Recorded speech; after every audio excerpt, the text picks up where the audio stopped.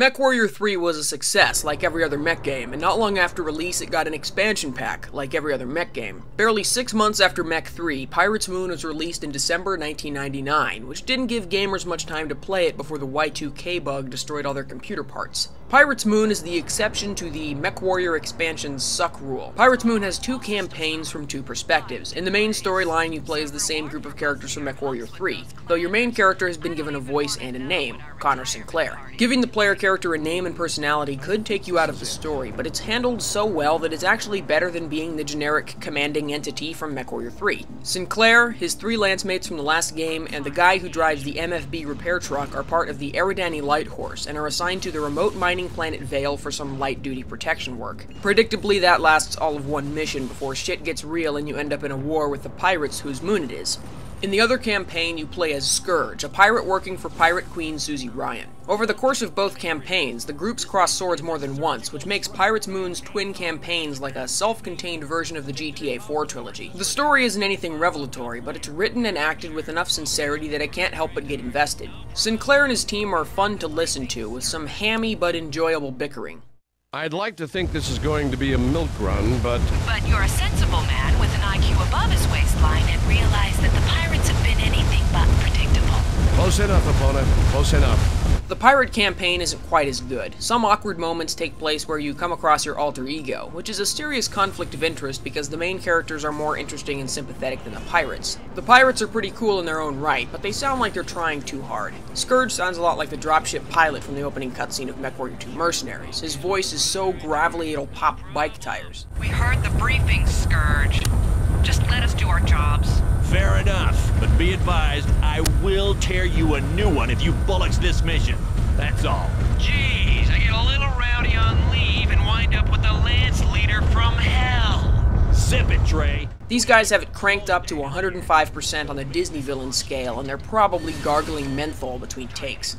It took me a while to get around to this game because it's just too hard. I said MechWarrior 2 was too easy, even on the hardest difficulty, but MechWarrior 2 Mercenaries was just about right. Between improved enemy AI and a persistent economy between missions, it was challenging and had a sense of risk. Pirate's Moon is too much of a good thing. The enemy AI is punishing, and they are loaded for bear on every mission. And when you barely keep it together in every mission, the persistent economy takes its toll, and the game gets harder and harder. And this is in the first few missions. I got stuck on Mission 4, which is a grossly unfair convoy protection mission. These are kind of a mainstay of MechWarrior games, and are always the most difficult levels, even if you're not in a lot of danger yourself. I got stuck here for an unreasonable amount of time. It seems like a total luck mission. You have to protect the convoy, but you don't start close to it. With a heavy mech, you can't make it to the convoy before it gets destroyed. With a light mech, you can't withstand the gang rape from the huge number of simultaneous enemies. I finally managed to pull out a victory by mortgaging the secondary objectives, sacrificing a Ponari, and boating MLAS like a fucking scrub.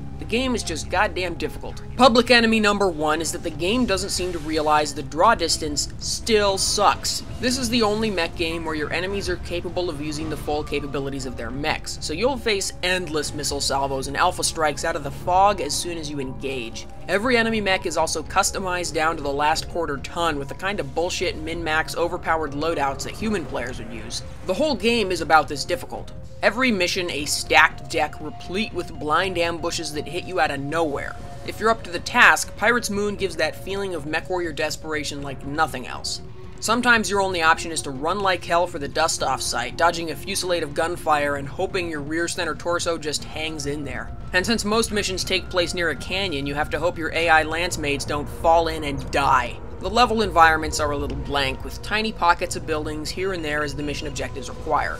MechWarrior 4 improved greatly by adding trees and buildings and wonderful environmental detail in every mission, but Pirate's Moon is more of the same barren rolling hills as Mech 3. I think it speaks to the rushed production of the game. One new addition to Pirate's Moon is nighttime missions, which is only new to MechWarrior 3 since Mech 2 and Mercs had those already. Unlike Mech 2 and Mercs, you don't have night vision, thermal vision, or the glorious but short-lived super quantified imaging. Instead, you have headlights. On paper, that's a bit lame, but in practice it makes the night missions oh so atmospheric and tense. Does all this have something to do with the sawn-off draw distance? Yeah, probably. Daytime missions have gray smog thick as an Elder Scrolls strategy guide, and nighttime missions have a perpetual black fog of war. It's like playing as a ground unit in an RTS game. As expected with the MechWarrior expansion, Pirate's Moon adds new mechs and weapons. Some okay, some lame. Getting the Atlas back makes me clap my hands and jump around like an idiot, but most of them are far from iconic designs. The Commando, the Clint, the Centurion, and the Awesome are boring, serviceable workhorse mechs that look like dudes wrapped in tinfoil with an advanced case of tetanus.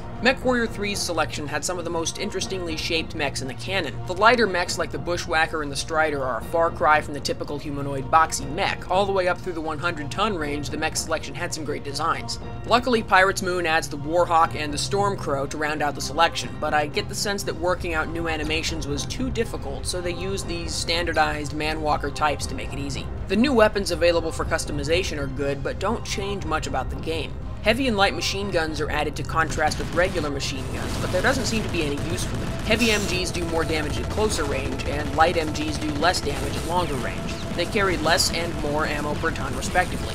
This bothers me for two reasons. First of all, machine guns aren't such an integral part of a standard mech design that you need more MG options. You still never face infantry, something that's been missing from every single mech game except for Mech Assault. Second of all, it still frustrates me that more powerful machine guns in canon have shorter ranges. I know it's for tabletop balance purposes, but it still boggles the logic centers of my feeble brain. In Battletech logic, a 9mm handgun can outrange a 50 cal machine gun because the bullet does less damage. Another thing I forgot to mention when I talked about MechWarrior 3 is that autocannon received a kind of nerf after the Mech 2 trilogy. In MechWarrior 2, they behaved like real autocannon and fired very quickly. They were balanced by their ammo capacity, their weight, and their size. You could dump a ton of AC-20 ammo into a mech in under a second, which would do a lot of damage, but leave you without your autocannon for the rest of the mission. I imagine the need to nerf them in MechWarrior 3 stems from the ability to reload your MFB after every fight, which has the potential to leave you with a rapid-fire death machine at your disposal in every engagement. It makes sense, I guess, but lowering the firing rate by that much makes the combat feel slower and less frantic. In Mech 2, you could go from alive to hamburger in a second. This happens in Pirate's Moon, too, but only because you're outnumbered like crazy all the time. The rest of the new weapons are similar to the heavy and light MGs, basically just tuned versions of existing weapons. Heavy lasers and micro lasers, MRMs and T-bolt launchers. Ultimately, Pirate's Moon is hardly a must-play, but if you've already demolished the rest of the series and want to face this veritable boss rush mode to prove your prowess as a mech pilot, Pirate's Moon is probably the game for you. That's what draws me to Pirate's Moon, even if I was clearly weighed, measured, and found wanting. So if you want to apply yourself to the Summit of MechWarrior Challenge, where and how do you buy Pirate's Moon? I have no clue. I've seen a few big boxed copies of Pirate's Moon show up on eBay, but they are few and far between. I don't have one and haven't had the opportunity to fondle one, but the cover art looks decent. It's no match for the peerlessly glorious MechWarrior 3's vertical gatefold. The layout is a bit busy and the mechs seem to occupy a different plane of existence than the background art. It's a bit easier to find the small box MechWarrior 3 Gold. The front reproduces in miniature the brilliant Mech 3 gatefold, and the raised print and hollow foil is awesome. Inside the box are both discs in paper sleeves and a small version of the manuals for both games. The Pirate's Moon manual is in the jewel case style, but still has some nice info on the story and the new mechs and equipment. For some ineffable reason, they opted to include the original Mech 3 quick reference card, which is too big for one of these PC small boxes. No matter, it's just wrapped around the rest of the contents so tightly it will never be flat again. That concludes our long overdue trip through MechWarrior 3. Just as the Battletech franchise passed from Activision to Microprose after MechWarrior 2, during the development of MechWarrior 3 it passed to Microsoft, and the IP hot potato rolled on. The first MechWarrior game with Microsoft in the production command chair would be MechWarrior 4, and it is different. See you next time. Nice paint job on your ride, Alan. Blast marks and primer. It's so... you. Love you too, Epona. Mwah. Wide hips and all. What? What did you say? All right, that's enough. Move out.